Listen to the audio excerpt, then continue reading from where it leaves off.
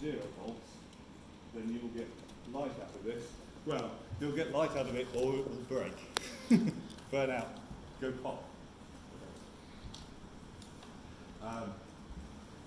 But if this was the other way around, if you have plus here and minus here, then technically no current will flow and nothing will happen. Because the diode only conducts in one direction. That's the meaning of the word diode. So it's the positive side, and that's the negative side. And the positive side is called the anode, technically, and the negative side is the cathode. Right?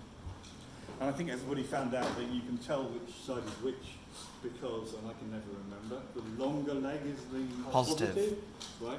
But also, quite often people will just snip the legs off, so then they're the same length. But you can also look at the case of the diode has a little flat side, and the flat side is not perfectly round. The flat side is by the cathode, the negative side.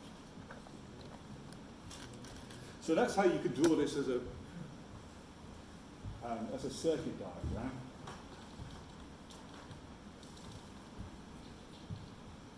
Got one or two more things to say about this.